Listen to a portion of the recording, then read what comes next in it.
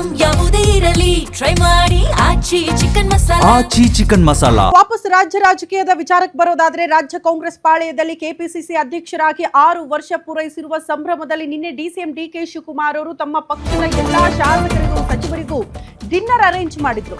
ಕುರ್ಚಿ ಗುದ್ದಾಟದ ಮಧ್ಯೆ CM DCM ಸೌಜನ್ಯದ ಮಾತುಗಳಾಡಿದ್ದಾರೆ. ನಿನ್ನೆ ಡಿನ್ನರ್ ಮೀಟಿಂಗ್ ಅಲ್ಲಿ ಡಿಸಿಎಂ ಡಿನ್ನರ್ ಪಾರ್ಟಿಯಲ್ಲಿ ಸಿಎಂ ಫುಲ್ ಎಂಜಾಯ್ ಮಾಡಿದ್ದಾರಂತೆ. ಸಂಗೀತ ಕೇಳ್ತಾ ಡಿಸಿಎಂ ಜೊತೆ ಸಿಎಂ ಹರಟೆ ಹೊಡೆದಿದ್ದಾರೆ, ಮಾತಾಡಿದ್ದಾರೆ, ಆರಾಮಾಗಿದ್ರು ಅಂತ. ಡಿನ್ನರ್ ಪಾರ್ಟಿಯಲ್ಲಿ ಆತ್ಮೀಯವಾಗಿ ಮಾತನಾಡಿದ್ದಾರಂತೆ ಸಿಎಂ ಡಿಸಿಎಂ.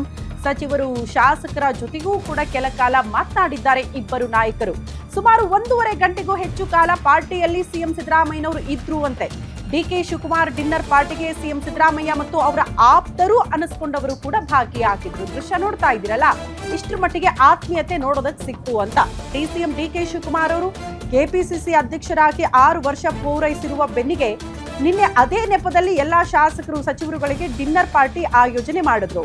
ಈ ಡಿನ್ನರ್ ಪಾರ್ಟಿ ಅಂದಾಗ ರಾಜ್ಯ ಕಾಂಗ್ರೆಸ್ ಪಾಳ್ಯದಲ್ಲಿ ಯಾರು ಆಪ್ತರು ಭಾಗಿಯಾಗ್ತಾರೆ, ಯಾರು ಬರ್ತಾರೆ ಅನ್ನೋ ಚರ್ಚೆಗಳಿತ್ತು. ಬಟ್ ಈ ಬಾರಿ ಪಕ್ಷದ ಅಷ್ಟು ಶಾಸಕರು ಸಚಿವರು ಭಾಗಿಯಾಗಿದ್ದಾರೆ. ಪ್ರಮುಖವಾಗಿ ಡಿಸಿಎಂ ಡಿಕೆ ಶಿವಕುಮಾರ್ ಅವರು, ಗೃಹ ಸಚಿವ ಡಾಕ್ಟರ್ ಜಿ ಪರಮೇಶ್ವರ್ ಅವರು, ಮಹದೇವಪ್ಪ ಅವರು ಕೂಡ ಭಾಗಿಯಾಗಿರುವ ದೃಶ್ಯಗಳನ್ನ ನೋಡ್ತಾ ಇದ್ದೀರಿ. ಎಲ್ಲರೂ ಕೂಡ ಡಿಸಿಎಂ ಅವ್ರಿಗೆ ವಿಶ್ ಮಾಡಿದ್ದಾರೆ. ಬಟ್ ಅದೆಲ್ಲದಕ್ಕಿಂತ ಹೆಚ್ಚಾಗಿ ಎಲ್ಲರೂ ಬರೋದು ವಿಶ್ ಮಾಡೋದು ಓಕೆ, ಆದ್ರೆ ಸಿಎಂ ಮತ್ತು ಡಿಸಿಎಂ ಒಟ್ಟಿಗೆ ಕಾಣಿಸ್ಕೊಳ್ತಾರ, ಎಷ್ಟೊತ್ತಿರಬಹುದು, ಯಾವುದೇ ವೈಮನಸ್ಸಿಲ್ವಾ, ಒಗ್ಗಟ್ಟಾಗಿದ್ದಾರಾ, ಈ ಪ್ರಶ್ನೆಗಳಿತ್ತಲ್ಲ.